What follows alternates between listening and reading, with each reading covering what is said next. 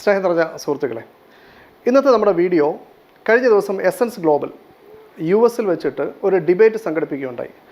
ടോമി സെബാസ്റ്റ്യനും അഭിലാഷ് മോഹനുമാണ് ആ ഡിബേറ്റിൽ പരസ്പരം സംവദിച്ചത്. അവരുടെ ടോപ്പിക് എന്ന് പറയുന്നത് ഇസ്രായേൽ പലസ്തീൻ നീതി ആരുടെ ഭാഗത്ത് എന്നതാണ്. ആ സംവാദത്തിൽ ഈ ടോമി ഉയർത്തിയ എസൻസുകാരുടെ ടിപ്പിക്കൽ ആരോപണങ്ങളെ വളരെ കൃത്യമായി അഭിലാഷ് ചോദ്യം ചെയ്യുകയും ചരിത്രം വളരെ കൃത്യമായി ഉദ്ധരിച്ചുകൊണ്ട് ടോമി പറയുന്നതിന് യാതൊരു അടിസ്ഥാനവുമില്ല എന്ന് അവിടെ തെളിയിക്കുകയും ചെയ്തിട്ടുണ്ട്. ഈ ഇസ്രായേൽ പലസ്തീൻ വിഷയത്തിൽ വാസ്തവത്തിൽ ഇങ്ങനെ ഒരു സംവാദമൊന്നും സംഘടിപ്പിക്കാതെ തന്നെ നമുക്ക് പ്രഥമ ദൃഷ്ട്യാ തന്നെ നമുക്ക് മനസ്സിലാവുന്ന കാര്യം, പലസ്തീനികളായിട്ടുള്ള ഒരു 6-7 ലക്ഷം ജനങ്ങൾ ഒരു സ്ഥലത്ത് ജീവിക്കുമ്പോൾ ആ നാട്ടിലേക്ക് യൂറോപ്പിൻ്റെ പല ഭാഗത്തുണ്ടാകുന്ന ആൻറ്റിസെമിറ്റിസത്തിൻ്റെ ഭാഗമായിട്ട് ജൂതന്മാർ പല നാടുകളിലേക്ക് പോയതിൻ്റെ ഭാഗമായി പലസ്തീനിലേക്കും വരുന്നു. അവരെ അവിടെയുള്ള അറബികൾ വളരെ കാര്യമായിട്ട് സ്വീകരിക്കുകയും അവർക്ക് അവരുടെ മതപരമായ കാര്യങ്ങളും അതേപോലെ ജീവിതങ്ങളുമൊക്കെ നല്ല രീതിയിൽ തന്നെ അവർ മുന്നോട്ട് കൊണ്ടുപോകുന്നു. എന്നാൽ ഒന്നാം ലോക മഹായുദ്ധത്തിന് ശേഷം അവിടെയുള്ള ചില പൊളിറ്റിക്കൽ കളികളിലൂടെ യഹൂദന്മാർ ബ്രിട്ടൻ്റെ സഹായത്തോടുകൂടി അവർക്കൊരു ഹോംലാൻഡ് അല്ലെങ്കിൽ അവർക്കൊരു ഇസ്രായേൽ രാജ്യം അവർ പണിതുണ്ടാക്കുന്നു. ഇതിൻ്റെ പേരിൽ പലസ്തീനികളുമായി പ്രശ്നമുണ്ടാവുകയും ഏറ്റവും അവസാനം ഈ തദ്ദേശീയരായിട്ടുള്ള പലസ്തീനികൾ അഭയാർത്ഥി ക്യാമ്പിലും യഹൂദന്മാരായിട്ടുള്ള ആളുകൾ അവിടെ ഭരണം നടത്തുകയും ചെയ്യുന്ന സാഹചര്യം ഉണ്ടായി. അന്ന് ഈ ബ്രിട്ടൻ ഈ യഹൂദന്മാരെ കൊണ്ടുവന്ന് നമ്മുടെ നാട്ടിൽ, അന്ന് ബ്രിട്ടൻ്റെ കീഴിലാണല്ലോ ഇന്ത്യയും, നമ്മുടെ നാട്ടിലാണ് കൊണ്ട് താമസിപ്പിച്ചിരുന്നതെങ്കിൽ അങ്ങനെ നമ്മളെല്ലാവരും അഭയാർത്ഥികളായി മാറുകയും ഇസ്രായേൽ ഇവിടെ ഒരു രാജ്യം സ്ഥാപിക്കുകയും ചെയ്തിട്ട് ആരെങ്കിലും ചർച്ച ചെയ്യുകയാണ് ഇതിൽ നീതി ആരുടെ ഭാഗത്താണ്, ഇന്ത്യക്കാരുടെ ഭാഗത്താണോ അതല്ല ഇസ്രായേലിയുടെ ഭാഗത്താണോ എന്ന് ചോദിച്ചാൽ എത്രത്തോളം വിചിത്രമാണോ അതേ നിലയിൽ തന്നെയാണ് ഈ എസൻസും ടോമി സെബാസ്റ്റ്യനും ഒക്കെ അവരുടെ വിഷയാവതരണം നടത്തിയിട്ടുള്ളത്. അതിൻ്റെ ഒരു ഫാക്ട് ചെക്കാണ് നമ്മൾ നടത്തുന്നത്. ആദ്യമായിട്ട് ഈ സംവാദത്തിന് വന്ന ടോമി സെബാസ്റ്റ്യൻ, അദ്ദേഹം എവിടെ നിന്നാണ് വരുന്നത്, ആ നാടിൻ്റെ ഇപ്പോഴത്തെ സാഹചര്യം നമുക്കൊന്ന് നോക്കാം. അദ്ദേഹവുമായിട്ട് ഡിബേറ്റ് ചെയ്യുന്ന ടോമി സെബാസ്റ്റ്യൻ, അദ്ദേഹം അയർലൻഡിൽ നിന്നാണ് ഈ ഡിബേറ്റിൽ പങ്കെടുക്കാൻ എത്തിയിരിക്കുന്നത്. അപ്പോൾ ഇസ്രായേൽ പലസ്തീൻ വിഷയത്തിൻ്റെ നീതി ആരുടെ ഭാഗത്ത് എന്ന് പരിശോധിക്കാൻ വരുന്ന ടോമി സെബാസ്റ്റ്യൻ്റെ നാട്, അദ്ദേഹം അയർലൻഡിൽ നിന്നിട്ടാണ് വരുന്നത്. ഈ അയർലൻഡിൽ ഇപ്പോൾ ഇന്ത്യക്കാരായിട്ടുള്ള ആളുകളും അതേപോലെ മറ്റുള്ള ജനങ്ങളുമൊക്കെ അവിടോട്ട് മൈഗ്രേറ്റ് ചെയ്ത് പോയിട്ട് അവിടെ ഉണ്ടാകുന്ന പ്രശ്നങ്ങളും അവിടുത്തെ ജനങ്ങൾ ഈ ഇന്ത്യക്കാരോടൊക്കെ നടത്തുന്ന പ്രതികരണങ്ങളുമൊക്കെ നമ്മുടെ സോഷ്യൽ മീഡിയയിലും അതേപോലെ വാർത്താ ചാനലിലുമൊക്കെ ആവർത്തിച്ച് വരുന്നുണ്ട്. അതിലെ ചില ഹെഡിങ്ങുകൾ നമുക്ക് നോക്കാം. അയർലൻഡിലെ എല്ലാ ഇന്ത്യൻ പൗരന്മാരും മുൻകരുതലുകൾ എടുക്കണം. ആളൊഴിഞ്ഞ സ്ഥലങ്ങളിലൂടെയുള്ള യാത്ര ഒഴിവാക്കണം. അത്രത്തോളം ഭീതിയോടുകൂടിയാണ് ഇപ്പോൾ കുടിയേറ്റക്കാരായിട്ടുള്ള ആളുകൾ അവിടെ ഉള്ളത്. ഇന്ത്യൻ പൗരന്മാർക്ക് എംബസിയുടെ അതീവ ജാഗ്രത, അത് മറുനാടൻ TV പ്രസിദ്ധീകരിച്ചിരിക്കുന്നതാണ്. ഇനി അയർലൻഡിലുള്ള മറ്റുള്ള ആളുകൾ അവരുടെ ഒരു വീഡിയോ ആണ്. വൃത്തികെട്ടവർ രാജ്യത്തേക്ക് തിരിച്ചു പോകൂ. ഇന്ത്യക്കാരെ കുറിച്ചാണ് പറയുന്നത്. അയർലൻഡിലെ ഇന്ത്യക്കാർ നേരിടുന്ന വംശീയ ആക്രമണങ്ങൾ. അയർലൻഡിൽ എന്താണ് സംഭവിക്കുന്നത്? പേടിയോടെ ഇന്ത്യക്കാർ. അതീവ ജാഗ്രത വേണം, എന്തും സംഭവിക്കാം. ഈ മുന്നറിയിപ്പ് ഇന്ത്യക്കാർക്ക്. ആശങ്കയിൽ മലയാളികളും. മറുനാടൻ മലയാളിയുടെ മറ്റൊരു വീഡിയോ ആണ്. ഏഷ്യാനെറ്റിൻ്റെ ന്യൂസ്. അയർലൻഡിലെ ഇന്ത്യക്കാർക്ക് ജാഗ്രതാ നിർദ്ദേശം. ഇന്ത്യക്കാരുടെ മൂക്കിടിച്ച് പരത്തുന്നത് അയർലൻഡിൽ ഒരു ഹോബിയായിട്ട് എന്തിരിക്കുന്നു മാറിയിരിക്കുന്നു. വെള്ളക്കാർ രണ്ടും കൽപ്പിച്ചിറങ്ങി.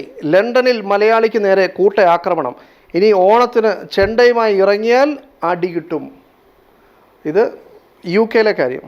അയർലൻഡ് പേടി സ്വപ്നമാകുന്നു. കൂത്ത് നടത്തുന്ന മലയാളികൾക്ക് പൊതിരത്തല്ല്. ഇത് മറുനാടൻ ഷാജൻ തന്നെ വായിക്കുന്നതാണ്. തെരുവിലിറങ്ങി കൂത്ത് നടത്തിയ മലയാളികൾ ഓടിച്ചിട്ടടിച്ച് സായിപ്പന്മാർ. ഓടിത്തള്ളിക്കോ മക്കളെ, ഇന്ത്യക്കാരെ ഐറിഷ് യുവാക്കൾ തല്ലിച്ചതയ്ക്കുന്നു. അയർലൻഡിൽ ഇന്ത്യക്കാർക്കെതിരെ ആക്രമണങ്ങൾ, നടപടിയെടുക്കാതെ പോലീസ്, വൻ പ്രതിഷേധം. മലയാളികൾ ജാഗ്രത, അയർലൻഡിൽ കാര്യങ്ങൾ കൈവിട്ടു, എല്ലാം വഷളാകും. അയർലൻഡ് മലയാളി മറുനാടനോട്. ഇങ്ങനെ നിരവധി വാർത്തകളാണ് നമ്മുടെ ഈ സംവാദത്തിന് വന്ന ടോമി സെബാസ്റ്റ്യൻ്റെ നാട്ടിൽ കുടിയേറ്റക്കാരായിട്ടുള്ള, അത് ലീഗലായിക്കോട്ടെ ഇല്ലീഗലായിക്കോട്ടെ, അവിടെ വന്ന് അവരുടെ നാട്ടിൽ ജീവിക്കുകയും അവരുടെ സൗകര്യങ്ങൾ കൊണ്ടുപോവുകയും അതേപോലെ തന്നെ നമ്മുടെ നാട്ടിലെ സംസ്കാരം അവിടെ ആ ജനങ്ങളുടെ മുമ്പിൽ പൊതുനിരത്തിലൊക്കെ അവതരിപ്പിക്കുകയൊക്കെ ചെയ്യുന്നതിൽ അവിടെയുള്ള തദ്ദേശീയരായിട്ടുള്ള അയർലൻഡുകാർക്ക് ഇന്ത്യക്കാരടക്കമുള്ള ആളുകളോടുള്ള പ്രശ്നങ്ങളും അതിൻ്റെ പേരിൽ നടത്തുന്ന ആക്രമണങ്ങളും ഒക്കെയാണ് ഈ വീഡിയോകളിലുള്ളത്. ഇനി കാനഡയിൽ നിന്നുള്ള വാർത്തയാണ്. നിങ്ങൾ കുടിയേറ്റക്കാരാണ്, നിന്നെ കൊല്ലണോ? കാനഡയിൽ ഇന്ത്യൻ ദമ്പതികൾക്ക് നേരെ വംശീയാതിക്രമം. കുടിയേറ്റക്കാരായിട്ടുള്ള നമ്മുടെ ഇന്ത്യക്കാർ അതുവഴി നടന്നു പോകുമ്പോൾ അവിടെ കാനഡയിലെ ആളുകൾ വന്നിട്ട് ചോദിക്കുകയാണ്, നീ കുടിയേറ്റക്കാരനാണോ, നിന്നെ കൊല്ലണോ? നമ്മുടെ മുഖത്ത് നോക്കി ഒരാൾ, നമ്മൾ അയാളോട് യാതൊരു ദോഷവും ചെയ്യാതിരിക്കെ നമ്മുടെ മുഖത്ത് നോക്കി നിന്നെ കൊല്ലണോ എന്ന് പറയണമെങ്കിൽ അത് എത്രത്തോളം ഭയപ്പെടുത്തുന്ന വാക്കുകളാണ്. ഇങ്ങനെ അയർലൻഡിൽ നിന്നും കാനഡയിൽ നിന്നും UK നിന്നും അടക്കം ജർമ്മനി, ഓസ്ട്രേലിയ, ഇങ്ങനെ തുടങ്ങിയ എല്ലാ സ്ഥലത്തു നിന്നും ഇതുപോലെയുള്ള വാർത്തകൾ നമ്മൾ കേട്ടുകൊണ്ടിരിക്കുക. എന്താണ് ഇവർ ചെയ്ത തെറ്റ്? ഇവർ ആരെങ്കിലും ഈ അയർലൻഡ് പിടിച്ചെടുക്കാൻ പോയോ? ഇനി അതല്ല, ഈ അയർലൻഡ് ഇന്ത്യയുടെ ഒരു ഭാഗമാക്കുന്നതിന് വേണ്ടി ഇന്ത്യക്കാർ, ലോകത്തുള്ള എല്ലാ ഇന്ത്യക്കാരും കൂടി ഫണ്ട് രൂപീകരിച്ച് അവിടെയുള്ള സ്ഥലങ്ങൾ വാങ്ങിക്കൂട്ടാൻ വേണ്ടി ശ്രമിച്ചു. ഇനി അതുമല്ലെങ്കിൽ അവിടെയുള്ള ഇന്ത്യക്കാർ ഏതെങ്കിലും വിദേശ രാജ്യങ്ങളെ സമീപിച്ചിട്ട് അയർലൻഡിൻ്റെ ഒരു ഭാഗം ഇന്ത്യക്ക് കൊടുക്കണമെന്ന് പറഞ്ഞു. ഇനി അതുമല്ല, ഈ അയർലൻഡിൽ ഒരു കേരളം പോലെ മലയാളികൾക്ക് ഒരു സ്പേസ് അനുവദിക്കണമെന്ന് പറഞ്ഞു. ഇങ്ങനെയുള്ള യാതൊരു കുറ്റങ്ങളും നമ്മുടെ ഈ കുടിയേറ്റക്കാരായിട്ടുള്ള അവിടെ ജോലിക്ക് പോയ ആളുകളോ അല്ലെങ്കിൽ അവിടെ പോയി ജീവിക്കാൻ പോയ ആളുകളോ അല്ലെങ്കിൽ നമ്മുടെ നാട്ടിനെക്കാട്ടിലും ശമ്പളമോ അല്ലെങ്കിൽ സൗകര്യങ്ങളോ ഒക്കെ ഇഷ്ടപ്പെട്ടു പോയ ഇവരാരും തന്നെ ചെയ്തിട്ടില്ല. ഇനി ഇങ്ങനെയൊക്കെ ആയിട്ടും ഈ ചാനലുകൾ ആരെങ്കിലും ഈ യൂറോപ്യൻസിനെ കുറ്റപ്പെടുത്തുന്നുണ്ടോ? ഈ വാർത്തകളൊക്കെ നമ്മൾ ശ്രദ്ധിച്ചാൽ ഇവിടുന്ന് പോയ ആളുകൾ മര്യാദ കാണിക്കുന്നില്ല. അവർ ഈ ഓണാഘോഷം നടത്തുന്നു, ക്രിസ്മസ് ആഘോഷം നടത്തുന്നു, രഥയാത്ര നടത്തുന്നു, അതേപോലെ തന്നെ അവരുടെ സംസ്കാരങ്ങൾ അവർ ഉറക്കെ സംസാരിക്കുന്നു, അതേപോലെ തന്നെ പല ഗെറ്റ് ടുഗദർ നടത്തുന്നു, അതേപോലെ അവരുടെ കുറേ കൾച്ചറുകൾ അവിടെ ഇറക്കുന്നതാണ് യഥാർത്ഥത്തിൽ അവിടെ പ്രശ്നം. അതുകൊണ്ട് നമ്മൾ അല്പം ഒന്ന് അടങ്ങണം, ഒതുങ്ങണം, മര്യാദ കാണിക്കണം, നമ്മൾ അവരുടെ നാട്ടിലാണ് ചെന്നിരിക്കുന്നത് എന്ന് തുടങ്ങിയ ഉപദേശങ്ങളാണ് ഈ ചാനലുകളും മറുനാടനും അടക്കമുള്ള എല്ലാവരും നടത്തുന്നത്. ഈ വിഷയത്തിൽ ഈ സംവാദകനായ ടോമിക്കോ അല്ലെങ്കിൽ എസൻസുകാർക്ക് പോലുമോ അതിനകത്തൊന്നും ഒരു എതിരഭിപ്രായം ഉണ്ടാകുകയില്ല. കുടിയേറ്റത്തിന് ചെന്നിട്ടുണ്ടെങ്കിൽ, സ്വന്തം നാട് വിട്ട് വേറൊരു നാട്ടിൽ ചെന്നിട്ടുണ്ടെങ്കിൽ ആ നാടിൻ്റെ മര്യാദ അനുസരിച്ച് ജീവിക്കുകയും അവർക്ക് ഭീഷണിയാവുന്ന രൂപത്തിലോ അല്ലെങ്കിൽ അവരെ അലോസരപ്പെടുത്തുന്ന രൂപത്തിലോ അല്ലെങ്കിൽ അവർക്ക് ഇഷ്ടപ്പെടാത്ത രൂപത്തിലുള്ള ഒരു കാര്യങ്ങളും ചെയ്യരുതെന്ന് മാത്രമേ എല്ലാ ആളുകളും ഉപദേശിക്കുകയുള്ളൂ.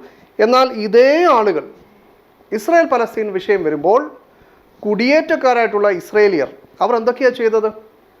അവർ ആ നാട്ടിലേക്ക് കുടിയേറി വന്നു. അതിനുശേഷം എന്ത് ചെയ്തു? ആ നാട് പിടിച്ചെടുക്കുക അല്ലെങ്കിൽ അവിടെ അവരുടെ ഒരു ഇസ്രായേൽ രാജ്യം സ്ഥാപിക്കുക എന്നതിന് വേണ്ടി അവർ രഹസ്യമായി സംഘടനകൾ രൂപീകരിച്ചുകൊണ്ട് ലോകത്തുള്ള മുഴുവൻ യഹൂദന്മാരിൽ നിന്നും ഫണ്ട് കൊണ്ടുവന്ന് അവരെന്ത് ചെയ്യുന്നു? സ്ഥലം വാങ്ങുന്നു. ആ സ്ഥലം വാങ്ങിയതിന് ശേഷം അവിടെയുള്ള പലസ്തീനികളെ ആ സ്ഥലത്തു നിന്നും പുറത്താക്കുന്നു. അന്നത്തെ ലോകശക്തിയായിട്ടുള്ള ബ്രിട്ടനുമായിട്ട് ചേർന്ന് ഈ നാട്ടിലേക്ക് ലോകത്തുള്ള യഹൂദന്മാരെ മുഴുവൻ കൊണ്ടുവന്ന് അവർക്കൊരു ഹോംലാൻഡ്, ഒരു ഇസ്രായേൽ സ്റ്റേറ്റ് സ്ഥാപിക്കണം എന്നതിനു വേണ്ടിയുള്ള പണിയെടുക്കുന്നു. അതിന് രഹസ്യ കരാറുണ്ടാക്കുന്നു. അത് കുറേ നാൾ ഒളിപ്പിച്ചു വെക്കുന്നു. അതിനുശേഷം അത് വെളിയിൽ വന്നപ്പോൾ ഓക്കെ, അത് പരിശോധിക്കാം, അത് പരിഹരിക്കാം എന്ന് പറഞ്ഞ് ചർച്ച നീട്ടിക്കൊണ്ട് പോകുന്ന സമയത്ത് തന്നെ ലക്ഷക്കണക്കിനുള്ള യഹൂദന്മാരെ കൊണ്ടുവന്ന് ഇവർ നാട്ടിലേക്ക് കൊണ്ടുവരുന്നു. സ്വന്തം നാട് നഷ്ടപ്പെടാൻ പോകുന്നു എന്ന് തിരിച്ചറിഞ്ഞ ഫലസ്തീനികൾ അതിന് പ്രതിഷേധം നടത്തിയപ്പോൾ അവരെ ഭീഷണിപ്പെടുത്തിക്കൊണ്ട് പട്ടാളത്തെ ഇറക്കിക്കൊണ്ട് അവരുടെ രാജ്യം പിടിച്ചെടുത്ത് ഇസ്രയേൽ എന്ന് പറയുന്ന ഒരു രാജ്യം സ്ഥാപിക്കുന്നു. ഈ ആളുകളെ നിർദാക്ഷിണ്യം അഭയാർത്ഥി ക്യാമ്പിലേക്ക് മാറ്റുന്നു. ഇങ്ങനെ തികച്ചും അനീതിയോടുകൂടി നടന്നുകൊണ്ടിരിക്കുന്ന ഒരു കാര്യത്തിൽ സംവദിക്കാൻ വരിക, എവിടെ നിന്നും? അയർലൻഡ് പോലെയുള്ള നാട്ടിൽ നിന്നും വന്ന് അവിടെ ഇസ്രയേലിനാണ് ന്യായം, പലസ്തീനികളുടെ ഭാഗത്ത് ന്യായമില്ല, അവരുടെ നാട് അവർക്ക് നഷ്ടപ്പെടേണ്ടതുണ്ടായിരുന്നു, കുടിയേറ്റക്കാർക്കായിരുന്നു ആ നാട് കിട്ടേണ്ടത് എന്ന് സംവദിച്ച് തെളിയിക്കാൻ ടോമി പരിശ്രമിക്കുന്നു. ഇങ്ങനെ ഒരു സാഹസം കാണിക്കണമെങ്കിൽ ടോമിക്ക് എത്ര കളവ് പറയേണ്ടി വരും, എത്ര വസ്തുതാവിരുദ്ധമായ കാര്യങ്ങൾ പറയേണ്ടി വരും? അത് നമുക്ക് ആദ്യം ഒന്ന് കേൾക്കാം. നീതിയെക്കുറിച്ച് സംസാരിക്കുമ്പോൾ അതിന്റെ പശ്ചാത്തലം വളരെ പ്രസക്തമാണ്. ലോക ചരിത്രത്തിൽ ജൂതന്മാരെ പോലെ ഇത്രയധികം ക്രൂരപീഡനങ്ങൾ ഏറ്റുവാങ്ങി അതിജീവിച്ച മറ്റൊരു സമൂഹം വേറെ ഉണ്ടോ എന്ന സംശയമാണ്. അസീറിയക്കാർ, ബാബിലോണിയക്കാർ, മാസിഡോണിയക്കാർ, അങ്ങനെ റോമക്കാരുടെ കാലം എത്തിയപ്പോൾ അവർ അതിജീവിച്ചിരുന്ന പ്രദേശത്തു നിന്ന് തന്നെ അവരെ ഓടിച്ചു വിട്ടു. അവർ ചെന്നെത്തിയ എല്ലാ സ്ഥലങ്ങളിലും അവർക്ക് ക്രൂരപീഡനങ്ങളാണ് നേരിടേണ്ടി വന്നത്. ക്രിസ്തുവിന്റെ ഘാതകർ എന്ന് പറഞ്ഞുകൊണ്ട് ലോകമെങ്ങും അവരെ ആട്ടി ഓടിച്ചു. കുരിശുദ്ധങ്ങളുടെ കാലത്ത് സമാനതകളില്ലാത്ത പീഡനങ്ങളിലൂടെയാണ് അവർ കടന്നു പോയിട്ട് വന്നത്. യൂറോപ്പിൽ പ്ലേഗ് പടർന്നു പിടിച്ചപ്പോൾ ഇവർക്ക് കുടിവെള്ളത്തിൽ എന്തോ കലർത്തി ഉണ്ടാക്കുന്ന അസുഖമാണ് എന്ന് പറഞ്ഞുകൊണ്ട് ജൂതന്മാരെ എങ്ങും വേട്ടയാടി. അങ്ങനെ 14-15 നൂറ്റാണ്ടുകളായപ്പോൾ ബ്രിട്ടനിലും പാരീസിലും ഒക്കെ ഉണ്ടായിരുന്ന ജൂതന്മാരുടെ 95% ആളുകളും ഇല്ലാതായി കഴിഞ്ഞിരുന്നു. അന്ന് യഹൂദന്മാർക്ക് ഗെറ്റോകളിൽ മാത്രമേ താമസിക്കാൻ അനുവാദം ഉണ്ടായിരുന്നുള്ളൂ. നാട്ടിൽ എവിടെയെങ്കിലും ഒരു മോഷണമോ പിടിച്ചുപറിയോ കൊലപാതകം ഉണ്ടായാൽ ജൂതനെയൊക്കെ പിടിച്ചു കെട്ടിയിട്ട് അടിക്കുക എന്ന് പറയുന്നത് ഒരു നാട്ടാചാരമായി തുടർന്നുകൊണ്ടിരുന്നു. ഇനി ഏതെങ്കിലും ഒരു കേസുമായിട്ട് ഒരു കോടതിയിൽ ചെല്ലുകയാണെന്നുണ്ടെങ്കിൽ അതിൽ ഒരാൾ ജൂതനാണ് എന്നറിഞ്ഞാൽ പിന്നെ വിചാരണയില്ല, അപ്പോൾ തന്നെ ശിക്ഷ വിധിക്കുകയായിരുന്നു. അന്ന് അവിടെ ഉണ്ടായിരുന്ന ജൂത വിരോധത്തിന്റെ ആഴമറിയാൻ നമ്മൾ നമ്മുടെ വിശ്വസാഹിത്യങ്ങളൊക്കെ ഒന്ന് വായിച്ചു നോക്കിയാൽ മതി. നമ്മുടെ ഇദ്ദേഹത്തിന്റെ പ്രസിദ്ധമായ നാടകത്തിൽ അത് പറയുന്നത് മനുഷ്യന്റെ മാറിൽ നിന്നും പച്ചയ്ക്ക് മാംസം ചീന്തിയെടുക്കുന്ന ദുഷ്ടന്മാരായിട്ടാണ് ജൂതന്മാരെ ചിത്രീകരിക്കുന്നത്. ഇവിടെ ടോമി ആദ്യമായിട്ട് ചെയ്യുന്നത് യഹൂദന്മാരുടെ വിഷയത്തിൽ വളരെ സെന്റിമെന്റ്സ് ഉള്ള ഒരു BGM ഒക്കെ ഇട്ടുകൊണ്ട് ടോമി ഒരു വിഷയാവതരണം നടത്തുകയാണ്. ഈ യഹൂദന്മാർ ലോക ചരിത്രത്തിൽ എപ്പോഴും പീഡിപ്പിക്കപ്പെട്ട സമൂഹമായിരുന്നു. ഇങ്ങനെ ഒരു വാദം ടോമിക്ക് പറയണമെങ്കിൽ ഈ ഇസ്രായേൽ എന്ന് പറയുന്ന അല്ലെങ്കിൽ ഏൻഷ്യന്റ് ഇസ്രായേൽ, പുരാതന ഇസ്രായേൽ എങ്ങനെ ഉണ്ടായി എന്നുള്ളത് ടോമി പറയാതിരിക്കണം. ടോമി ഇപ്പം ഈ ഏത്തിസ്റ്റുകളുടെ കൂടെയൊക്കെയാണ് പ്രവർത്തിക്കുന്നതെങ്കിലും അദ്ദേഹം ബൈബിളുമായി ബന്ധപ്പെട്ട ഡിബേറ്റിലൊക്കെ പങ്കെടുക്കാറുണ്ട്. അപ്പോൾ സ്വാഭാവികമായിട്ടും ബൈബിളൊക്കെ അത്യാവശ്യം വായിച്ചിട്ടുണ്ടാവും. ആ വായിച്ചിട്ടുണ്ടെങ്കിൽ ആ പഴയ നിയമ ഭാഗത്ത് കാണുന്ന ഇസ്രായേലിൻ്റെ യുദ്ധങ്ങളും ഇസ്രായേൽ ഉണ്ടായ രീതിയുമൊക്കെ അദ്ദേഹത്തിന് വളരെ സ്പഷ്ടമായിട്ട് അറിയാം. ആ ചരിത്രം നമ്മൾ പറഞ്ഞാൽ ഈ ടോമി സെബാസ്റ്റ്യൻ്റെ ഒരു ഇരട്ടത്താപ്പ് മനസ്സിലാവും. ഇസ്ലാമിൻ്റെ വിഷയത്തിൽ ദൈവം പറഞ്ഞിട്ട് യുദ്ധം നടത്തിയ വിഷയങ്ങളൊക്കെ പറയുമ്പോൾ വളരെ രൂക്ഷമായ വിമർശനം നടത്തുന്ന ടോമി ഈ യഹൂദന്മാരുടെ ചരിത്രം, അവിടെ ദൈവത്തിൻ്റെ കൽപ്പന വരുന്നതോ അവർ നടത്തിയ യുദ്ധങ്ങളോ ഒക്കെ ബൈബിൾ വിവരിച്ചിരിക്കുന്നതിനെ അദ്ദേഹം എന്ത് ചെയ്യുന്നില്ല, ഈ സംവാദത്തിൽ അദ്ദേഹം വിമർശിക്കുന്നില്ല. ഇനി ക്രൈസ്തവരുമായിട്ട് വേറെ സംവാദം നടത്തിയാൽ അവിടെ ക്രൈസ്തവർക്ക് എതിര് പറയാൻ വേണ്ടി ചിലപ്പോൾ വിമർശനം നടത്തുമായിരിക്കും. പക്ഷേ ഇവിടെ അദ്ദേഹം യഹൂദൻ്റെ പക്ഷത്തായതുകൊണ്ട് ആ വിഷയം അദ്ദേഹം തൊടുന്നില്ല.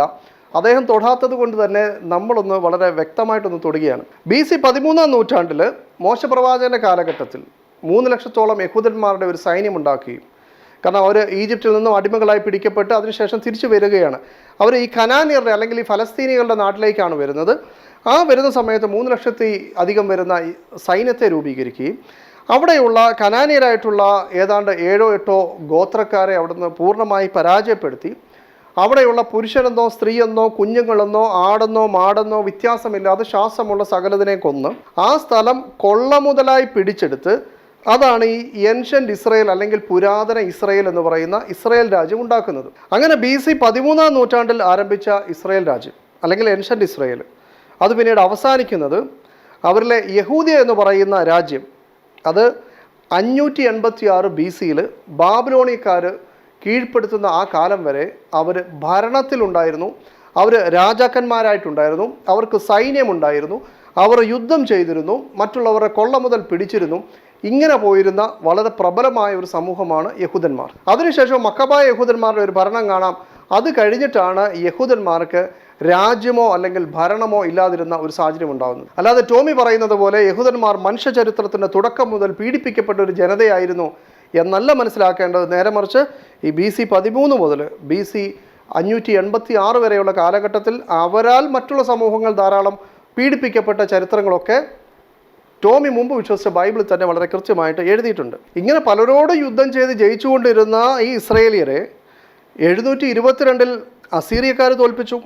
അതിനുശേഷം 586 ബാബിലോണിയക്കാർ തോൽപ്പിച്ചു. അതൊക്കെ ഒരു പീഡനം എന്നുള്ള രൂപത്തിലാണ് നമ്മുടെ ടോമി അവതരിപ്പിക്കുന്നത്.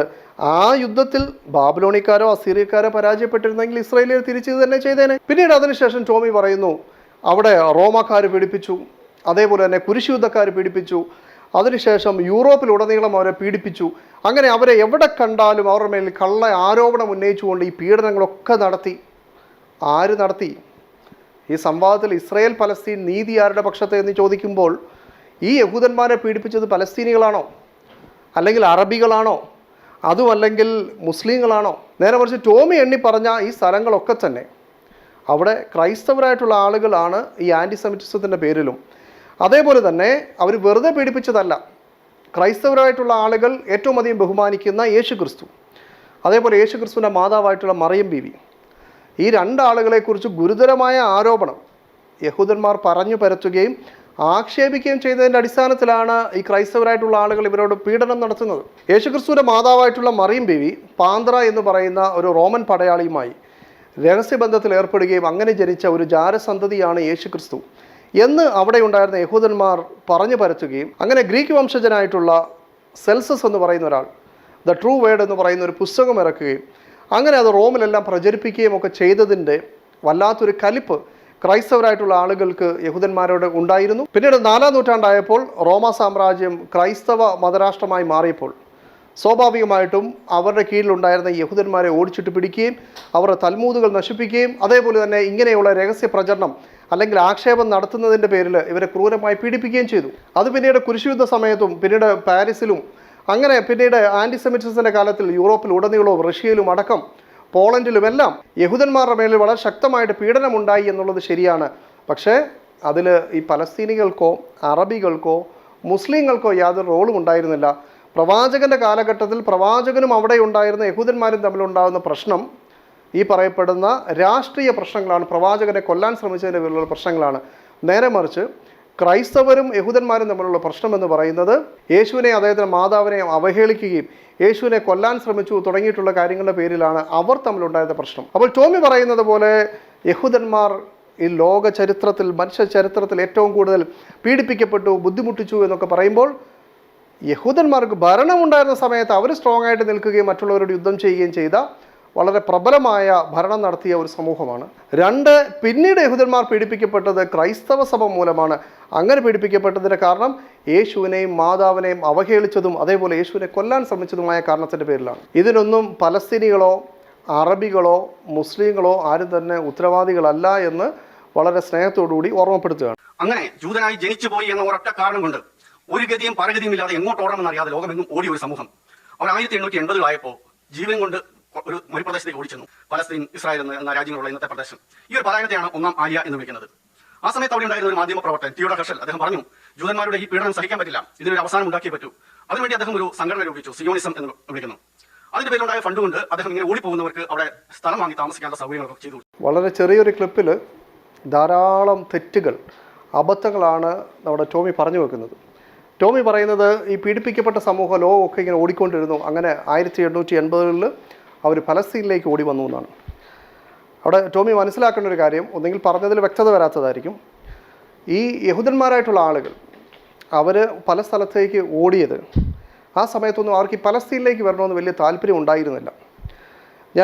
അതിന് തെളിവായിട്ട് ഞാൻ നിങ്ങളുടെ മുമ്പിൽ വെക്കുന്നത് പോപ്പുലേഷൻ ആൻഡ് മൈഗ്രേഷൻ എന്ന് പറയുന്ന ആർട്ടിക്കിളും YIVO institute for Jewish research എന്ന് പറയുന്ന സൈറ്റിലുള്ളതാണ്. അതിൽ നമുക്ക് നോക്കിയാൽ കാണാം, ഈ പീഡനങ്ങൾ നടന്ന സമയത്ത് in all prior to world war I about 3.5 million Eastern European Jewish immigrants and their descendants settled outside Eastern Europe. They lived mainly in the United States but also in Hungary, Romania, the Asian part of the Russian Empire, Great Britain, Argentina, Canada, Germany, Austria, South Africa, Palestine and France. ഇങ്ങനെ ലോകത്തിൻ്റെ വിവിധ ഭാഗങ്ങളിലായിട്ടാണ് ഇവരുണ്ടായിരുന്നത്. ഇവർ ഈ world war നടക്കുന്നതിന് മുമ്പ് വരെ പലസ്തീനിലേക്ക് വലിയൊരു കുടിയേറ്റമൊന്നും ഉണ്ടായിരുന്നില്ല. However, prior to the world war I, Palestine attracted less than 2% of all Jewish emigrants. ഇങ്ങനെ വിവിധ നാടുകളിലേക്ക് കുടിയേറി താമസിച്ചവരിൽ വെറും 2% ആളുകൾ മാത്രമേ പാലസ്തീനിൽ പോകാൻ ആഗ്രഹിച്ചിട്ടുള്ളൂ. ബാക്കിയുള്ള യഹൂദന്മാർ അവർ US-ലേക്കും ബ്രിട്ടനിലേക്കും അർജൻറ്റീനയിലേക്കും അതേപോലെ റൊമാനിയയിലേക്കും ഹംഗറിയിലേക്കും അതേപോലെ സൗത്ത് ആഫ്രിക്കയിലേക്കും ഓസ്ട്രിയയിലേക്കും അങ്ങനെ പല നാടുകളിലേക്ക് തന്നെ പോവുകയാണ് ചെയ്തത്. ശേഷം ടോമി പറയുന്നത് അങ്ങനെ അവർ ഓടി മരുപ്രദേശത്തേക്ക് ചെന്നു. ഇത് സയനിസ്റ്റുകളായിട്ടുള്ള ചില ആളുകൾ പ്രചരിപ്പിക്കാറുണ്ട്. നമ്മുടെ അനിൽകുമാർ അയ്യപ്പനൊക്കെ പറഞ്ഞിരുന്നു, അവിടെ മനുഷ്യന്മാരാരും ഉണ്ടായിരുന്നില്ല, വെറും മരുഭൂമിയായിട്ട് ഇങ്ങനെ കിടക്കുകയായിരുന്നു, വളരെ കുറച്ച് ആളുകളെ ഉണ്ടായിരുന്നുള്ളൂ എന്നൊക്കെ പറയുമ്പോൾ നമ്മൾ മനസ്സിലാക്കണം, അവിടെ ഒരു 7 ലക്ഷത്തിനടുത്ത് ആളുകൾ അല്ലെങ്കിൽ 5-നും 7-നും ഇടയ്ക്ക് വരുന്ന ഒരു ജനസംഖ്യ അവിടെ പലസ്തീനികളായിട്ടുള്ള ആളുകൾ, അതിൽ 80% മുസ്ലിങ്ങളും 10% ക്രൈസ്തവരും 10% യഹൂദന്മാരും അവിടെ താമസിച്ചിരുന്നു. ഈ ഒരു പലായനത്തെയാണ് ഒന്നാം ആര്യ എന്ന് വിളിക്കുന്നത്. ആ സമയത്ത് അവിടെ ഉണ്ടായിരുന്ന ഒരു മാധ്യമ പ്രവർത്തകൻ തിയോഡർ ഹെർഷൽ അദ്ദേഹം പറഞ്ഞു, ജൂതന്മാരുടെ ഈ പീഡനം സഹിക്കാൻ പറ്റില്ല, ഇതിനൊരു അവസാനം ഉണ്ടാക്കിയേ പറ്റൂ. അതിനുവേണ്ടി അദ്ദേഹം ഒരു സംഘടന രൂപിച്ചു, സിയോണിസം എന്ന് വിളിക്കുന്നു. അതിന്റെ പേരിലുണ്ടായ ഫണ്ട് കൊണ്ട് അദ്ദേഹം ഇങ്ങനെ ഓടിപ്പോകുന്നവർക്ക് അവിടെ സ്ഥലം വാങ്ങി താമസിക്കാനുള്ള സൗകര്യങ്ങളൊക്കെ ചെയ്തു. ഇവിടെ ടോമി പറയുന്ന പോലെ അത്ര നിഷ്കളങ്കമല്ല കാര്യങ്ങൾ. തിയോഡർ ഹെർഷൽ എന്ന് പറയുന്ന ഒരു വ്യക്തി, അദ്ദേഹം ഈ റഷ്യയിലടക്കം വലിയ പീഡനങ്ങൾ യഹൂദന്മാർക്കെതിരെ നടന്നപ്പോൾ അവരിങ്ങനെ ഓടുന്നത് കണ്ടപ്പോൾ അദ്ദേഹം ഒരു പുസ്തകം എഴുതി. പിന്നീട് അദ്ദേഹം ഒരു സംഘടന രൂപീകരിച്ച് ഫണ്ടുണ്ടാക്കി അവിടെ വരുന്ന ആളുകൾക്ക് താമസിക്കാനുള്ള സൗകര്യങ്ങൾ ചെയ്തു. പിന്നീട് അതൊരു പ്രശ്നത്തിലേക്ക് പോയി എന്ന രീതിയിലാണ് ടോമി കാര്യങ്ങൾ പഠിച്ചിട്ടുള്ളതെങ്കിൽ ടോമി ഒരു സംവാദത്തിന് യോഗ്യനല്ല. അല്ലെങ്കിൽ ടോമിക്ക് ഈ കാര്യങ്ങളൊക്കെ മനസ്സിലായിട്ടുണ്ട്, ടോമി നല്ല പച്ചയായ കളവ് പറയുന്നു. ഇതിലേതായാലും ശരി, വസ്തുത ഇങ്ങനെയാണ്. നമ്മൾ ഈ പൊളിറ്റിക്കൽ സയൻസത്തിൻ്റെ ഒരു ടൈം ലൈൻ നമ്മൾ നോക്കിയാൽ നമുക്കിങ്ങനെ കാണാം. ഫസ്റ്റ് ഡാർബി, പിന്നെ ഹെക്ലർ, പിന്നെ Herzl, Scofield, state of Israel. അങ്ങനെയാണ് അതിൻ്റെ ഒരു റൂട്ട് പോവുക. നമ്മൾ ചാറ്റ് GPT അടിക്കുമ്പോൾ അതിൻ്റെ ഒരു ടൈം ലൈൻ അവരങ്ങനെയാണ് തരിക. ആരാണ് ഈ ഡാർബി, ആരാണ് ഈ ഹെക്ലർ, ഈ ഹെർസലിൻ്റെ കാര്യം താങ്കൾ പറഞ്ഞു, അതേപോലെ സ്കോഫീൽഡ് എന്താണ്, താങ്കളുടെ ചർച്ചയിൽ എവിടെയും വന്നില്ല. കാരണം ഈ സയനിസം അല്ലെങ്കിൽ ഇന്ന് ഇസ്രായേൽ രൂപീകരിക്കപ്പെടുന്നതിൻ്റെ കാരണം ഹെർസൽ എഴുതിയൊരു പുസ്തകമല്ല. അതിൻ്റെ പിന്നിൽ അതിന് കളിച്ചത്, രാഷ്ട്രീയപരമായ നീക്കം നടത്തിയത്, അങ്ങനെ ഒരു ഗ്രൗണ്ട് സപ്പോർട്ട് ഉണ്ടാക്കിയത്, അങ്ങനെ ബ്രിട്ടനെ കൊണ്ടും അമേരിക്കയെ കൊണ്ടും ചിന്തിപ്പിച്ചത് അത് ഒരു വിഭാഗമാണ്. അത് ക്രൈസ്തവ സയനിസം എന്ന പേരിൽ അറിയപ്പെടുന്ന ബൈബിളിനെ പുതിയ നൂറ്റാണ്ടിൽ ഇവർ കൊടുത്ത വ്യാഖ്യാനത്തിൻ്റെ അടിസ്ഥാനത്തിൽ ഉണ്ടായ വലിയ ഗുരുതരമായ ഒരു സമൂഹം ജീവിക്കുന്ന നാട് പിടിച്ചെടുക്കുമ്പോൾ അവരെ എതിർത്താൽ അവരെ അടിച്ചൊതുക്കി പിടിച്ചെടുത്ത് രാജ്യം സ്ഥാപിക്കണം എന്ന ചിന്തയിലേക്ക് പോയ ഒരു ബൈബിൾ ബേസ്ഡ് ആയിട്ടുള്ള ഒരു തീവ്ര വാദമാണ് യഥാർത്ഥത്തിൽ ഇതിൻ്റെ പിന്നിലുള്ളത്. അത് നമ്മൾ കൃത്യമായിട്ട് പരിശോധിച്ചാൽ നമുക്ക് കാണാം. ഈ പറയപ്പെടുന്ന പോലെ റഷ്യയിലൊക്കെ പീഡനമുണ്ടാകുന്നു. പല സ്ഥലത്തിലേക്ക് യഹൂദന്മാർ പോകുന്ന സമയത്ത് വളരെ വിഷമത്തോടുകൂടി തിയോഡർ ഹെർസൽ എന്ന് പറയുന്ന വ്യക്തി അദ്ദേഹം ഒരു കൈപ്പുസ്തകം എഴുതുന്നു. ദ ജൂയിഷ് സ്റ്റേറ്റ് എന്ന് പറഞ്ഞൊരു പുസ്തകം 1896 വളരെ കൃത്യമായിട്ട് ആ സമയം നോക്കിയോ, 1896. പക്ഷേ ഇങ്ങനെ ഇദ്ദേഹം എഴുതുന്നതിന് മുമ്പ് തന്നെ അവിടെ ഒരു പശ്ചാത്തലമുണ്ട്. 1800 ഒരു മധ്യകാലം കഴിഞ്ഞപ്പോൾ ജോൺ നെൽസൺ ഡാർബി എന്ന് പറയുന്ന അയർലൻഡിലുള്ള ഒരു ആംഗ്ലിക്കൻ പ്രീസ്റ്റ്, അദ്ദേഹം യഹൂദന്മാർ ഈ ലോകാവസാന സമയമാവുമ്പോൾ പലസ്തീനിലേക്ക് മടങ്ങി വരും, അങ്ങനെ യഹൂദന്മാരുടെ റിസ്റ്റോറേഷൻ നടന്നതിന് ശേഷം മാത്രമേ യേശു ക്രിസ്തു ഇനി രണ്ടാമത് മടങ്ങി വരികയുള്ളൂ, അതിനുശേഷമുള്ള സംഭവങ്ങളൊക്കെ നടക്കണമെങ്കിൽ ഏറ്റവും സെൻറ്റർ പോയിൻ്റ് എന്ന് പറയുന്നത് യഹൂദന്മാർ പലസ്തീനിലേക്ക് വന്ന് അവരൊരു രാജ്യം സ്ഥാപിക്കണം എന്ന് പറയുന്ന ഒരു ആശയം ജോൺ നെൽസൺ ഡാർബി എന്ന് പറയുന്ന വ്യക്തി അദ്ദേഹം പ്രചരിപ്പിച്ചു. അദ്ദേഹത്തിൻ്റെ ആശയത്തിൻ്റെ പേര് ഡിസ്പെൻസേഷണലിസം എന്നാണ്. ഇദ്ദേഹത്തിൻ്റെ ഈ ആശയം ബ്രിട്ടനിലും അതേപോലെ യുണൈറ്റഡ് സ്റ്റേറ്റ്സിലും ഒക്കെ വളരെ കാര്യമായിട്ട് പ്രചരിച്ചു. പ്രൊട്ടസ്റ്റന്റ് ഇവാഞ്ചലിക്കൽ ഗ്രൂപ്പുകളുടെ ഇടയിൽ വളരെ ശക്തമായിട്ട് വന്നു. അദ്ദേഹം ഇതിനുവേണ്ടി 7 തവണ US പോയി. അവിടുത്തെ ബൈബിൾ സൊസൈറ്റി ആളുകളൊക്കെ ഇദ്ദേഹത്തിൻ്റെ ആശയം ഏറ്റെടുത്തു. അങ്ങനെ ഡാർബിയുടെ ആശയത്തിൽ സ്വാധീനം ചെയ്യപ്പെട്ട ലോർഡ് ഷാഫ്സ്ബറി, ആഷ്ലി കൂപ്പർ എന്നാണ് അദ്ദേഹത്തിൻ്റെ ശരിക്കുള്ള പേര്, അദ്ദേഹവും ഈ ഒരു ആശയത്തിലേക്ക് വരികയും അദ്ദേഹം ഈ തിയോളജിക്കൽ ചർച്ച എന്നതിൽ നിന്ന് മാറ്റി അതിനെ എന്ത് ചെയ്തു, പൊളിറ്റിക്സിലേക്ക് കൊണ്ടുവരികയും അദ്ദേഹത്തിന് ഹോൾഡുള്ള പാർലമെൻറ്റിലെ ആളുകളോടും അതേപോലെ പാൽമേഴ്സൺ എന്ന് പറയുന്ന ആളുകളോടും അങ്ങനത്തെ ഒഫീഷ്യൽസിനോടൊക്കെ സംസാരിച്ചുകൊണ്ട് ഈ യഹൂദന്മാർ തിരിച്ച് പലസ്തീനിലേക്ക് വരുന്നതിന് വേണ്ടിയുള്ള ചർച്ചകളൊക്കെ ആരംഭിച്ചു. അതിനുശേഷം വില്യം ഹെക്ലർ എന്ന് പറയുന്ന വ്യക്തി, ഇദ്ദേഹമാണ് ചരിത്രത്തിൽ വളരെ പ്രധാനപ്പെട്ട റോൾ ഇതിൽ വഹിക്കുന്നത്. വില്യം ഹെക്ലർ 1893 കാലഘട്ടത്തിൽ അദ്ദേഹം ഒരു കൈപ്പുസ്തകം എഴുതുന്നു. The restoration of the Jews to Palestine according to prophecy എന്ന് പറയുന്ന ഒരു പുസ്തകം എഴുതുന്നു. അത് 1893 എന്ന് വെച്ചാൽ തിയോഡർ ഹെർസൽ 1896 ജൂയിഷ് സ്റ്റേറ്റ് എഴുതുന്നതിന് മുമ്പ് തന്നെ, ഒരു 50 വർഷങ്ങൾക്ക് മുമ്പ് തന്നെ ഡാർബിയുടെയൊക്കെ പ്രചരണമുണ്ട്.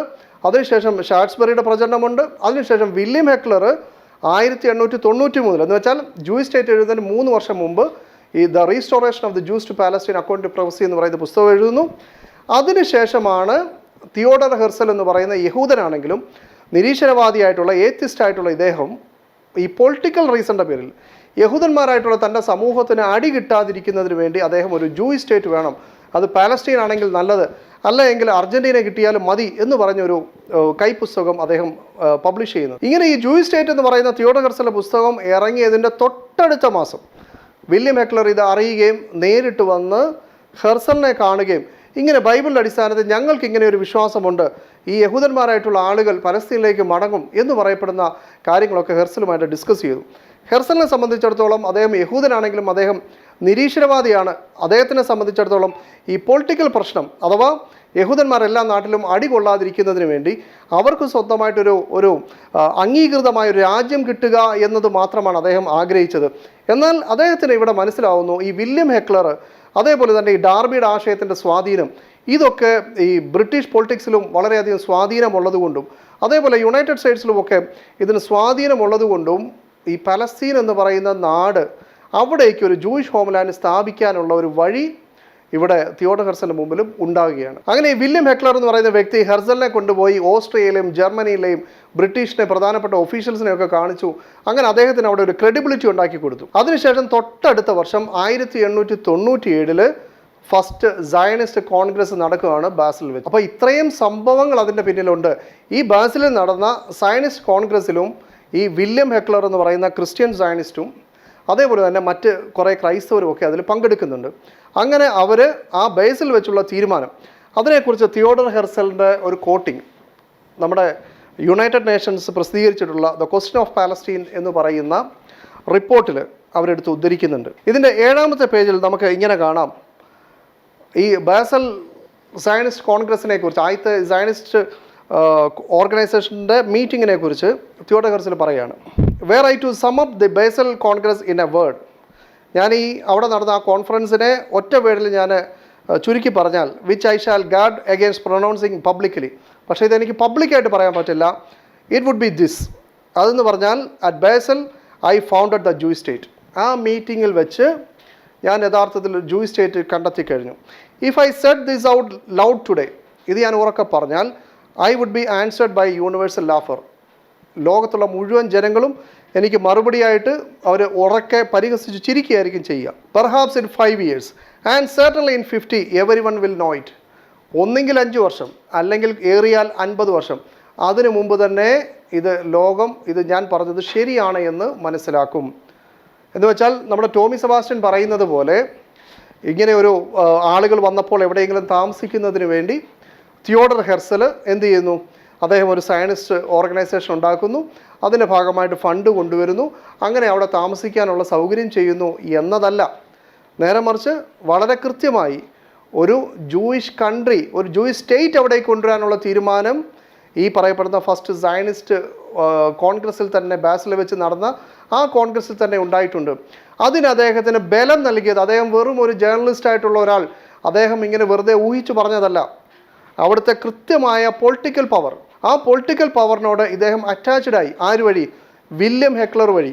അതിൻ്റെ അടിസ്ഥാനത്തിൽ പിന്നീട് അവർ ഫണ്ടുകളും അതേപോലെ ഈ JNF ജൂയിഷ് നാഷണൽ ഫണ്ട്, അതേപോലെ ജൂയിഷ് കമ്പനി, അങ്ങനെ 2-3 ട്രസ്റ്റുകളൊക്കെ ഉണ്ടാക്കിക്കൊണ്ട് ഇവർ ഈ ബ്ലൂ ബോക്സുകൾ, നീല ബോക്സുകൾ ലോകത്തുള്ള മുഴുവൻ യഹൂദന്മാർക്കും അയച്ചു കൊടുത്തുകൊണ്ട് അവിടെ നിന്നെല്ലാം ഫണ്ട് രൂപീകരിച്ചുകൊണ്ട് ഇവർ വളരെ പതിയെ അവിടെ ഒരു ജൂയിഷ് സ്റ്റേറ്റ് സ്ഥാപിക്കാനുള്ള പണികളാണ് 1897 മുതൽ ചെയ്യുന്നത്. അങ്ങനെ ഫസ്റ്റ് ആലിയയുടെ മധ്യസമയത്ത് തന്നെ ഇവരുടെ പ്ലാൻ മാറുകയും ഈ പറയപ്പെടുന്ന പലസ്തീനികളുടെ നാട് ഇവർ പർച്ചേസ് ചെയ്യാനും, അങ്ങനെ പർച്ചേസ് ചെയ്ത സ്ഥലത്തു നിന്നും അവിടെയുള്ള പലസ്തീനികളായിട്ടുള്ള കർഷകരെ അവിടെ നിന്ന് പുറത്താക്കാനും, അങ്ങനെ പതുക്കെ ഒരു ജൂയിഷ് സ്റ്റേറ്റിന് വേണ്ടിയുള്ള പണികൾ അവർ ആരംഭിക്കുകയാണ്.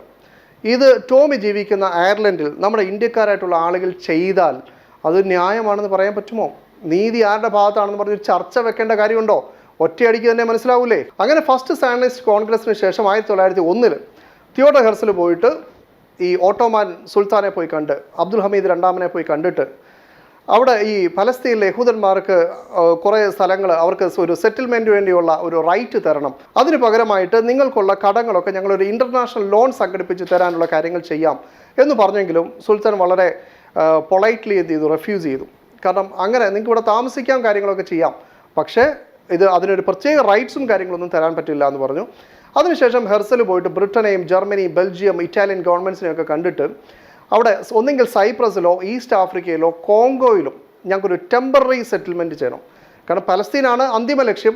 പക്ഷേ അതിനു മുമ്പ് ഇപ്പോൾ ഈ പീഡനം എല്ലാ സ്ഥലത്തും നടക്കുന്നത് കൊണ്ട് ഒന്നെങ്കിൽ ഈ പറഞ്ഞ കോങ്കോയിലോ അല്ലെങ്കിൽ ഈ പറയപ്പെടുന്ന ഈ ഈസ്റ്റ് ആഫ്രിക്കയിലോ സൈപ്രസിലോ ഒക്കെ സൗകര്യങ്ങൾ ചെയ്തു തരണമെന്ന് പറഞ്ഞു. അതിനുശേഷം 1903 ഹെർസൽ ഷേംബർലൈൻ എന്ന് പറയുന്ന ബ്രിട്ടീഷ് കൊളോണിയൽ സെക്രട്ടറിയെ കണ്ടിട്ട് ഈ ആവശ്യങ്ങളൊക്കെ പറഞ്ഞ് ഒരു ടെമ്പററി ഒരു ഏരിയ തരണമെന്ന് പറഞ്ഞപ്പോൾ അവർ പറഞ്ഞു പലസ്തീൻ തരാൻ വേണ്ടി പറ്റൂല, വേണമെങ്കിൽ ഉഗാണ്ട തരാം എന്ന് പറഞ്ഞു.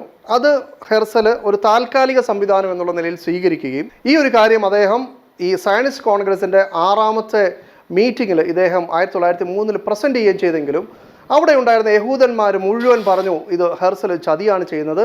കാരണം ഈ പലസ്തീന് പകരമായിട്ട് നമ്മൾ വേറെ ഏതെങ്കിലുമൊക്കെ ഈ സ്ഥലങ്ങൾ വാങ്ങി നമ്മൾ പോയി കഴിഞ്ഞാൽ പിന്നീട് പലസ്തീൻ എന്നുള്ള ശ്രദ്ധ നമുക്ക് പോവും, അതുകൊണ്ട് ഇത് ഹെർസൽ നമ്മൾ ചതിക്കുകയാണെന്നൊക്കെ പറഞ്ഞ് ഹെർസലിനെതിരെ വലിയ പ്രശ്നങ്ങളൊക്കെ ഉണ്ടാക്കുകയാണ് ചെയ്യുന്നത്. അതിനുശേഷം ഒരു വർഷം കഴിഞ്ഞപ്പോൾ 1904 ഹെർസൽ മരണപ്പെട്ടു. അതിനുശേഷം വന്ന സയനിസ്റ്റ് നേതാക്കന്മാരുമായിട്ടും വില്യം ഹെക്ലറും അതേപോലെ തന്നെ ക്രൈസ്തവ സയനിസ്റ്റ് ഗ്രൂപ്പുകളും വലിയ ബന്ധം പുലർത്തിക്കൊണ്ട് അവർ ഓരോരോ ചുവടായിട്ട് രഹസ്യമായിട്ട് മുന്നോട്ട് നീക്കിക്കൊണ്ടിരുന്നു. ആ സമയത്താണ് US വീണ്ടും വലിയൊരു തരംഗമായിക്കൊണ്ട് ഈ ഡാർബിയുടെ ആശയങ്ങൾക്ക് വലിയ പ്രചരണം നൽകിക്കൊണ്ട് സൈറസ് സ്കോഫീൽഡ് എന്ന് പറയുന്ന വ്യക്തി അദ്ദേഹം ഒരു സ്കോഫീൽഡ് റെഫറൻസ് ബൈബിൾ ഇറക്കുകയാണ് 1909. അതിൽ ഈ ബൈബിളിൻ്റെ ഈ ഒരു ഭാഗത്ത് തന്നെ ഈ ഡാർബിയുടെ ആശയങ്ങളൊക്കെ എഴുതിക്കൊണ്ട് യഥാർത്ഥത്തിൽ ബൈബിളിന് തത്തുല്യമായ രൂപത്തിൽ ഈ ഇൻ്റർപ്രട്ടേഷനും ഇവാഞ്ചലിക്കൽ ഗ്രൂപ്പുകളുടെ ഇടയിൽ വലിയ ശക്തി പ്രാപിക്കുകയും അമേരിക്കയിലും അതേപോലെ തന്നെ ബ്രിട്ടനിലുമുള്ള ഇവാഞ്ചലിക്കൽ ഗ്രൂപ്പുകളൊക്കെ തന്നെ ഈ യഹൂദന്മാർ പലസ്തീനിൽ വന്ന് അവർ രാജ്യം സ്ഥാപിക്കണം, അതൊരു ദൈവിക പദ്ധതിയാണ്, അതുകൊണ്ട് തന്നെ ആ പദ്ധതിയെ സഹായിക്കൽ അമേരിക്കയുടെയും ബ്രിട്ടൻ്റെയും ഒക്കെ ഉത്തരവാദിത്തമാണ് എന്നുള്ള നിലയിലുള്ള സുവിശേഷ പ്രചരണവും അതേപോലെ തന്നെ ഇവരുടെ ഇടയിൽ വലിയ മുന്നേറ്റങ്ങൾ നടക്കാൻ തുടങ്ങി. ഇങ്ങനെ യഹൂദന്മാർ പലസ്തീനിൽ വരേണ്ടതുണ്ട്, അവർക്ക് അവിടെ രാജ്യം സ്ഥാപിക്കേണ്ടതുണ്ട് എന്ന് പറയുന്ന ക്രൈസ്തവ സയനിസത്തിൻ്റെ ആശയം പേറിയ ആളുകളാണ് പിന്നീട് ബാൽഫർ ഡിക്ലറേഷന് വേണ്ട ഏർപ്പാടുകൾ ചെയ്ത ആർതർ ബാൽഫറും അതേപോലെ ലോയിഡ് ജോർജും അതേപോലെ പലസ്തീനിൽ പിന്നീട് ഒഫീഷ്യലായിട്ട് വരുന്ന ഹെർബർട്ട് സാമുവൽ അടക്കമുള്ള ക്രൈസ്തവ സയനിസ്റ്റുകൾ. അത് അന്ന് മാത്രമല്ല, അന്ന് മുതൽ ഇന്ന് വരെ അമേരിക്കയിലെയും അതേപോലെ ബ്രിട്ടനിലെയും പൊളിറ്റീഷ്യൻസ് ഒക്കെ തന്നെ ഈ ഒരു ആശയ നിലപാടിൽ തന്നെ മുന്നോട്ട് പോവുകയും സ്വന്തം നാടിന് വേണ്ടി സ്വാതന്ത്ര്യ പോരാട്ടം നടത്തുന്ന പലസ്തീനികൾക്കെതിരെ കണ്ണിൽ ചോരയില്ലാത്ത ഏത് പ്രതികാര നടപടി സ്വീകരിക്കാനും ഇവർക്ക് യാതൊരു മടിയും തോന്നാത്തത്. ഇനി ChatGPT നമ്മൾ ചോദിച്ചാൽ ഏറ്റവും അവസാനം അവർ കൊടുക്കുന്ന കൺക്ലൂഷൻ ഇങ്ങനെയാണ്: in short, Darby planted the theology. John Nelson ഡാർബിയാണ് എന്ത് ചെയ്യുന്നത്? ഈ ആശയം ഇടുന്നത്. അതായത് യഹൂദന്മാർ പലസ്തീനിൽ വന്ന് രാജ്യം സ്ഥാപിക്കണം എന്നുള്ളത്. ഹെക്ലർ എംബോഡിഡ് it and gave Herzl credibility. William ഹെക്ലർ എന്ത് ചെയ്തു? അത് നടപ്പിലാക്കാനുള്ള കാര്യങ്ങൾ ചെയ്തു. ഹെർസലിന് ഈ ബ്രിട്ടീഷ് അതേപോലെ ഇംഗ്ലീഷ് ജർമ്മൻ പൊളിറ്റീഷ്യൻസിൻ്റെ മുമ്പിൽ, നേതാക്കന്മാരുടെ മുമ്പിൽ ഒരു ക്രെഡിബിലിറ്റി ഉണ്ടാക്കി കൊടുത്തു. Scofield main stream lit in America. Scofield ബൈബിളാണ് അമേരിക്കയിൽ ഇവാഞ്ചലിക്കൽസിൻ്റെ ഇടയിൽ ഇത് ആശയപ്രചരണം വളരെ ശക്തമായിട്ട് നടത്തിയത്. And together they created a powerful Anglo American Christian Zionist movement that directly supported the formation of Israel. ഇങ്ങനെയാണ് ഇസ്രായേൽ എന്ന് പറയുന്ന ഒരു രാജ്യമുണ്ടാകുന്നത്. അതിനകത്ത് ഈ ഡാർബിയെക്കുറിച്ചൊന്നും പറയാതെ, ഹെക്ലറെക്കുറിച്ചൊന്നും പറയാതെ, സ്കോഫീൽഡിനെ കുറിച്ചൊന്നും പറയാതെ നമ്മുടെ ടോമി ഒരു ജേർണലിസ്റ്റായിട്ടുള്ള തിയോഡോർ ഹെർസൽ ഒരു കൈപ്പുസ്തകം എഴുതിയപ്പോൾ ഇസ്രായേൽ ഉണ്ടായി എന്ന് പറഞ്ഞാൽ അതിൻ്റെ പിന്നിലുള്ള പശ്ചാത്തലങ്ങൾ നമ്മുടെ ടോമി മറച്ചു വെക്കുന്നു എന്നാണ് പറയേണ്ടി വരിക. ഇനി തുടർന്ന് ധാരാളം അബദ്ധങ്ങൾ അല്ലെങ്കിൽ തെറ്റായ കാര്യങ്ങൾ ആ വിഷയാവതരണത്തിൻ്റെ തുടക്കത്തിൽ തന്നെ ടോമി പറഞ്ഞു വെക്കുന്നുണ്ട്. അത് അടുത്ത വീഡിയോ.